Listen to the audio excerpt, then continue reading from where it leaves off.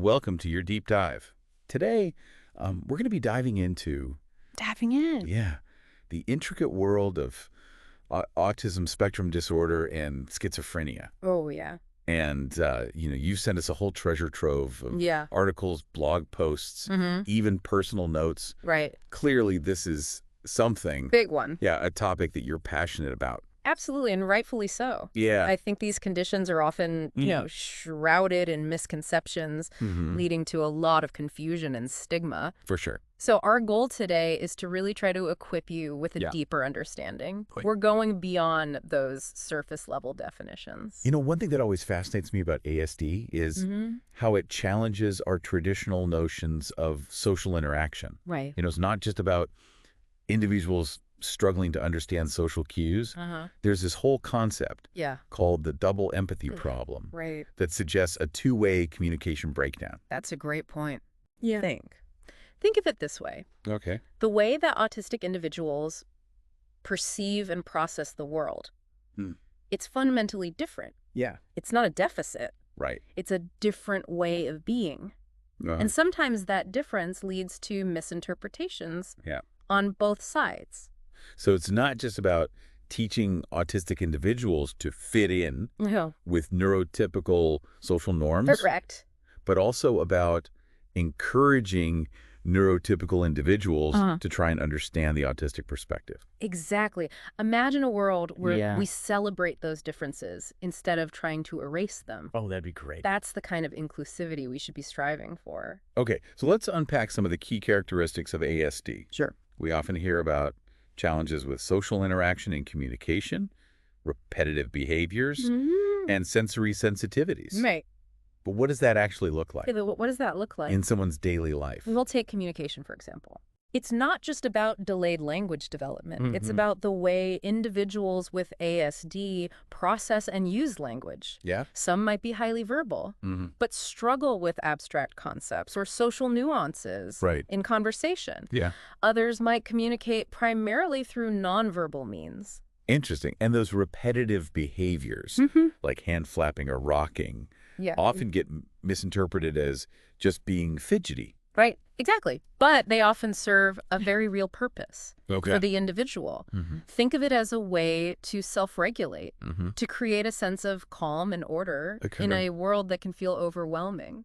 Right. We also can't forget about those sensory sensitivities. Absolutely. Yeah. Something as seemingly simple as the texture of clothing or the brightness of lights can be incredibly distressing For sure. for someone with ASD. Yeah. Imagine having your senses amplified, Wow. constantly bombarded with stimuli Yeah. that most people filter out. Right. It's no wonder that everyday environments can feel Oh, yeah. chaotic and overwhelming. Well, let's shift gears and talk about schizophrenia. Okay.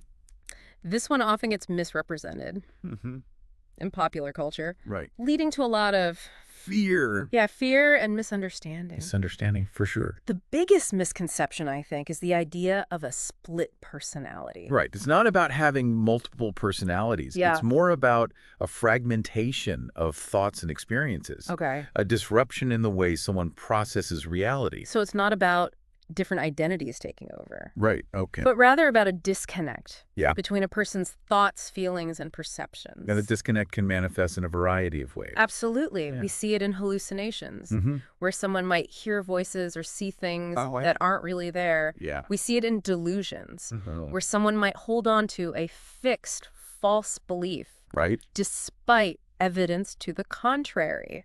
It's almost like their brain is playing tricks on them, Yeah. making it difficult to distinguish between what's real and what's not. And that can be incredibly frightening Yeah. and isolating. For sure. Imagine feeling like you're losing your grip on reality, Wow. questioning everything you see and hear. So we've got these two conditions, both affecting Right. social interaction, communication, and behavior to some degree. But as you mentioned earlier, the reasons behind this difficulties Yeah. are vastly different. Completely. Yeah, it's like comparing apples and oranges. Totally. They might share some superficial similarities, Yeah, they might look similar on the surface. but their underlying nature is completely distinct. Exactly. And to truly understand these conditions, Yeah. we need to delve into those fundamental differences. So where do we start? Well, What are some of the key things that set ASD and schizophrenia apart? One of the most crucial distinctions lies in something called reality testing. It's the ability to distinguish between what's real and what's not, and this is where we see a major divergence. So with ASD, individuals generally have a solid grasp on reality. They do. Yeah, they might struggle with social cues or abstract concepts, but they can usually tell the difference between fantasy and real life. But with schizophrenia, those lines can become blurred. Oh, wow. The hallucinations and delusions can feel so real, so convincing, that it's incredibly difficult for the individual to separate them from actual events. It's not about lacking intelligence or willpower. Exactly. It's about the way their brain is processing information. The way the brain is working. Now, let's consider another key distinction. Sure. Onset. Okay. When do these conditions typically emerge? Yeah, when do they show up? With ASD, we're usually talking about early childhood. Right. Generally, yeah. Parents might notice developmental differences in their child's communication, social skills, or behaviors. Sometimes as early as the first year or two of life. Very early on. Whereas schizophrenia tends to show up much later. Much later, yeah. Typically in late adolescence or early adulthood. Right. That's a big difference. So if a child is showing signs of social withdrawal or unusual behaviors in their early years, it's more likely to be related to ASD. More likely. But if those same signs emerge in a young adult who's previously been developing typically, then schizophrenia might be a consideration. It might be, yeah. That's a crucial point. Crucial point. And that difference in onset points to different underlying mechanisms at play in the brain. In the brain, absolutely. This brings us to another fascinating area. Okay. Cognitive functioning. All right. Both ASD and schizophrenia can impact cognitive abilities, but in very different ways. Very different ways, yeah. It's not about one being smarter than the other. No, not at all. It's about recognizing the specific cognitive strengths and challenges associated with each condition. With each one, yeah. You've probably read about how some individuals with ASD have incredible visual spatial skills. Right. A keen eye for detail and remarkable memories. Yeah, amazing memory. But they might struggle with abstract thinking. Right. Social communication, and adapting to changes in routine. Absolutely. And then we look at schizophrenia, where the cognitive challenges often revolve around things like memory, attention, and executive functioning. Right. Those are the big ones. These are the skills that help us plan, organize, make decisions, and stay focused. So someone with schizophrenia might have difficulty remembering appointments, following instructions, or completing tasks that require sustained attention. Absolutely. And those challenges can have a significant impact on daily life, making it harder to work, study, or maintain relationships. So we've got these three key areas for distinguishing between ASD and schizophrenia: onset, reality testing, and cognitive functioning. And these distinctions aren't just academic. No. They have real-world implications for diagnosis, treatment, and support. Absolutely, they do. But there's so much more to unpack. Yeah, there's so much more. What do you say we move on to exploring those implications? I think so. What this all means for our listener. Let's do it. So we've laid out some key differences between ASD and schizophrenia. But here's the question I always find myself coming back to. Right. What does this all mean? Yeah, what does it mean for you? For you. How can we take this knowledge and actually apply it in our lives? That's where the rubber meets the road. Yeah. It's not just about absorbing facts. Right. It's about shifting our perspectives and behaviors. Okay. Let's say you have a friend or family member with ASD. Yeah. How might you approach your interactions differently? Well, for starters, I'd be much more mindful of their sensory sensitivities. Absolutely. Something like a crowded restaurant. Right. Which might be energizing for me, could be utterly overwhelming for them. Exactly. And thinking back to that double empathy problem we discussed, Right. It's about recognizing that their communication style might be different. They might be very literal. Yeah. Or need more time to process information. Right. It's about meeting them halfway.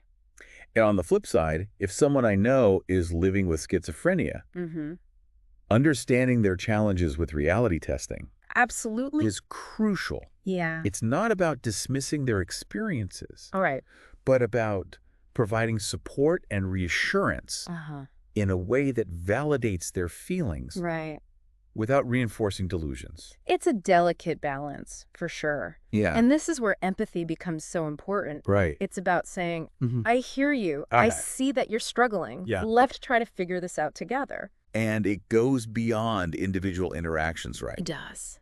This knowledge can also empower us to advocate for better understanding and support. Absolutely. For people with ASD and schizophrenia. Yeah. In our communities. In our communities. You know, something we haven't explicitly touched on yet is the impact of stigma. Oh, yeah. Both ASD and schizophrenia are often portrayed in media in ways that are inaccurate and perpetuate harmful stereotypes. Yeah, they really do. It's true. We see autistic characters depicted as savants with superhuman abilities. Yeah.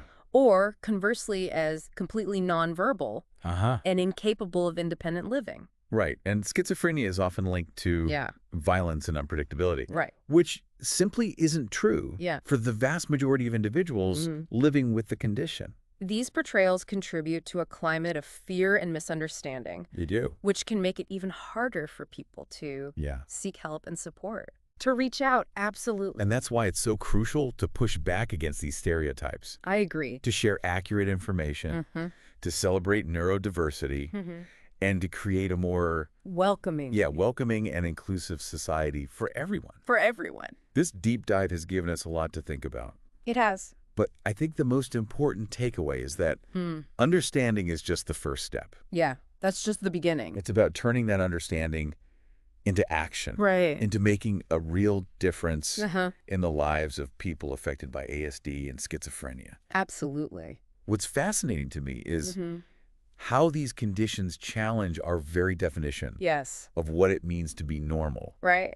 They force us to confront our own biases and assumptions. They do? About how people should think, behave, and interact with the world. Absolutely. It's like holding up a mirror to society. Oh, wow. And asking, are we truly accepting and inclusive? Or are we still clinging to narrow definitions of what's acceptable? And that's a question each of us has to grapple with. Yeah, we all have to think about that. But I believe that by embracing neurodiversity, by learning from and celebrating these differences, we can create a richer, more compassionate, and ultimately more human world. I love that. I love that too. But before we get too philosophical, let's loop back to something you said earlier. About the importance of accurate diagnosis and treatment. Yeah. This isn't something people should try to navigate on their own right. Absolutely not. If you or someone you know is experiencing symptoms that might be related to ASD or schizophrenia, reaching out to a qualified mental health professional is essential. They can provide a proper evaluation, rule out other potential conditions, and connect individuals with appropriate resources and support. Absolutely. Early intervention is key. Yeah. Especially for young people, as it can make a huge difference in their long-term outcomes. And it's not just about professional help. Right. There's a whole network of support groups, advocacy organizations, and online communities that can provide information, resources, and a sense of belonging. Absolutely, a sense of community. No one have to go through this alone. No one. Okay, so we've covered a lot of ground today. We have. We started by unpacking the core characteristics of ASD and schizophrenia. Right. Explored those crucial distinctions and talked about how this knowledge can empower us to be more understanding and supportive. To be better. But I think it's important to acknowledge that this is just a glimpse. A small glimpse. Into these incredibly complex conditions. Very complex. There's so much more to learn. So much more. So much research yet to be done. Absolutely. You know, it's funny. Yeah. We started this deep dive by asking, what does this all mean for you? Right. And I think the answer is, it's an ongoing journey. It is an ongoing journey. Precisely. It's about staying curious, challenging our assumptions, and continually expanding our understanding of these conditions and the individuals who live with them. Of these conditions, yeah. And with that, I think it's time to wrap up this part of our conversation. Okay. But don't worry, we've got one more segment coming up. We do? Where we'll explore some even deeper questions. Yeah, even deeper questions and leave you with some thought-provoking takeaways. All right, sounds good. You know, we've talked a lot about the challenges associated with ASD and schizophrenia. Right. But I think it's important to shift gears a little bit and talk about strengths. Absolutely. Because both of these conditions come with unique perspectives and abilities that can enrich our world. Yeah. It's about reframing the narrative. Okay. Instead of viewing these conditions solely through a lens of deficit. Yeah. What if we acknowledge the incredible strengths they can bring? For example, individuals with ASD often possess a remarkable attention to detail, a deep focus, and a unique way of processing information. Absolutely. These traits can be incredibly valuable in fields like technology, science, and the arts. We see this time and again. Yeah. Autistic individuals who excel in areas that require pattern recognition, logical thinking, and a meticulous approach. Okay.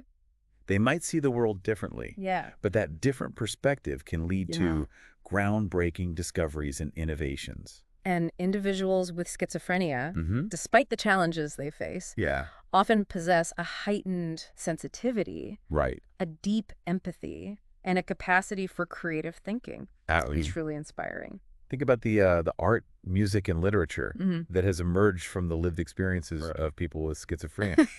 It often challenges conventions, pushes boundaries, and offers a glimpse into the depths of human consciousness.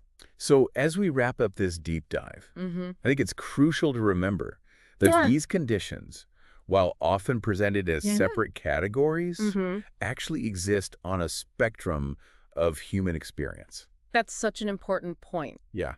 There's so much overlap, so much variation within each condition. And ultimately, it's about recognizing the individuality of each person, regardless of diagnosis. You know, going back to those sources that you sent us, I was struck by something someone wrote in their personal notes. Okay. They said, it's not about curing these conditions. It's about creating a world where people can thrive. Yeah. Regardless of their neurodiversity. I think that's a beautiful sentiment. Yeah. It's about shifting our focus from trying to fix people to creating a more inclusive and accepting society. A society where difference is celebrated, Absolutely. Where support is readily available, and where everyone feels valued and empowered to reach their full potential. So as we leave you with this final thought, I encourage you to keep exploring, keep learning, and keep challenging those preconceived notions you might have about ASD and schizophrenia. Because the more we understand, the more we connect, and the more we embrace the full spectrum of human experience, the richer our world becomes. Thank you for joining us on this journey of discovery. Until next time, keep those amazing questions coming.